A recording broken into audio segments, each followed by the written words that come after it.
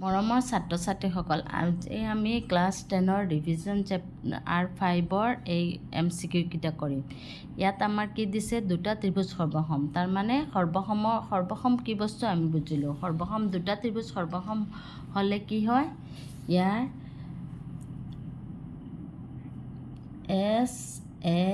S তাৰমানে ইয়াৰ কি হয়, এটা ত্ৰিভুজৰ দুটা বাহু আৰু মাজৰ কোণ, আনটো ত্ৰিভুজৰ দুটা বাহু আৰু মাজৰ কোণ যদি সমান হয় তেতিয়াহ'লে ত্ৰিভুজ দুটা সৰ্বাংশম হয়। এইবিলাক আমি আগত পাইছিলোঁ, বা কো বা। তাৰপিছত কি হ'ব, AS এইটো হ'ল কো বা কো, মানে কোণ বাহু কোণ, কো বা কো। তাৰপিছত হ'ল S এইটো হ'ল বা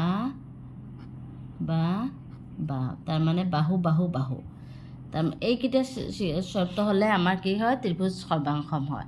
ইয়াৰ ভিতৰত কি হ'ব, আৰু এটা আছে সমকোণী ত্ৰিভুজৰ কি RHS, তাৰমানে সমকোণ খ ক বা, সমকোণ কৰ্ণ বাহু খ ক বা। তাৰমানে সমকোণী দুটা সমকোণী ত্ৰিভুজ হ'লে আৰু তাৰ যদি বিপৰীত বাহু যিটো এইটো হয় কৰ্ণ আৰু যিকোনো এটা বাহু সমান হ'লে তেতিয়া কি হয়, ত্ৰিভুজ দুটা সৰ্বাংশম হয়। এতিয়া আমি বুজি লওঁ বাহু SAS এইটো কি বস্তু। এইবিলাক আগত পাইছিলা, তথাপি মই অলপ বুজাই দি আছোঁ। ধৰি লোৱা দুটা বাহু, দুটা ত্ৰিভুজ, এই দুটা ত্ৰিভুজৰ এই বাহুটো আৰু এই বাহুটো সমান, এই বাহুটো আৰু এই বাহুটো সমান, আৰু এই দুইটা বাহুৰ মাজৰ কোণ, এই কোণটো আৰু এই কোণটো সমান। তেতিয়া এইটো কি হ'ব, বাহু এইটো হ'ল S বাহু, আৰু এইটো হ'ব A আৰু এইটো হ'ব কি S। তাৰমানে SAS চৰ্তমতে ত্ৰিভুজ দুটা সৰ্বাংশম হ'ব। ঠিক তেনেকৈ আকৌ কি আছে, কোণ বাহু কোণ, এইটো এটা ত্ৰিভুজ, এইটো এটা ত্ৰিভুজ। এই দুইটা ত্ৰিভুজৰ এই কোণটোৰ সমান, এই বাহুটো এই বাহুটোৰ সমান, এই কোণটোৰ সমান। তেতিয়া এইটো কি হ'ল কোণ, এইটো কি হ'ব কোণ A, এইটো হ'ব কি বাহু S, এইটো হ'ব কি কোণ A।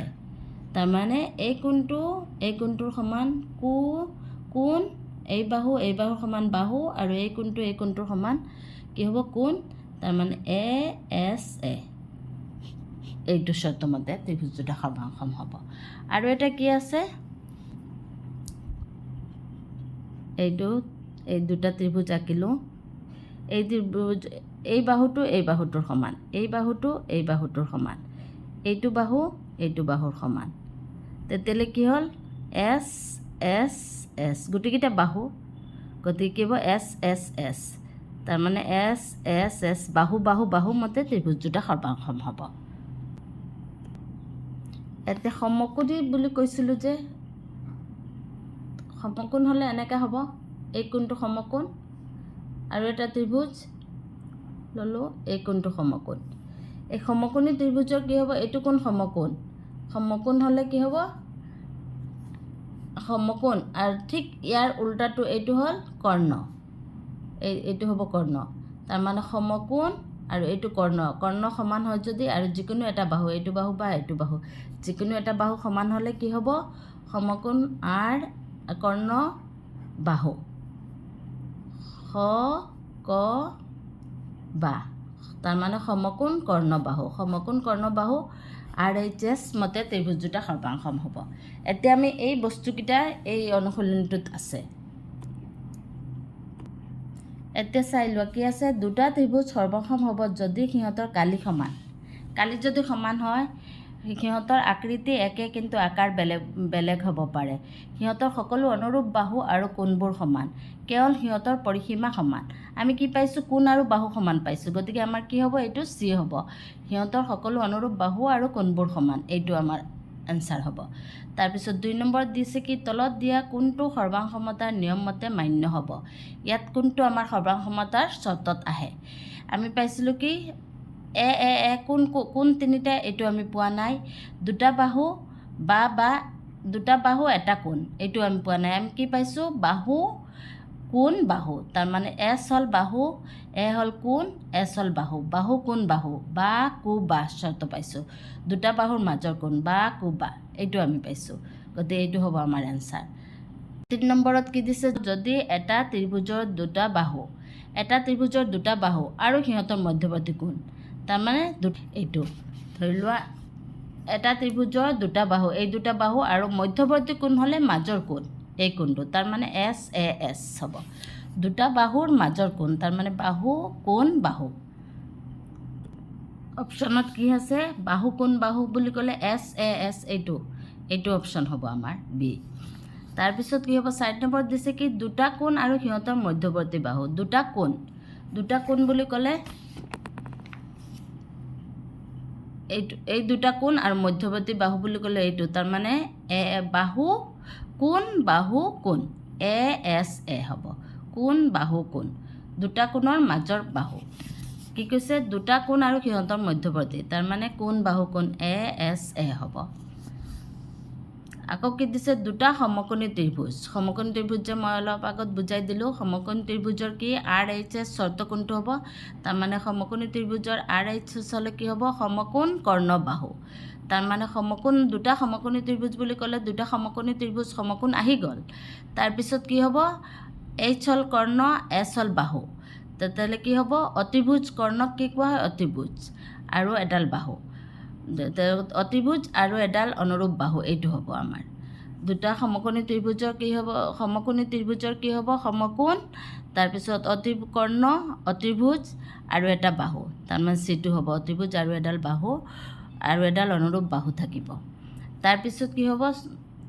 6 নম্বৰত এ এ এছ। এ এ এছ মানে কি?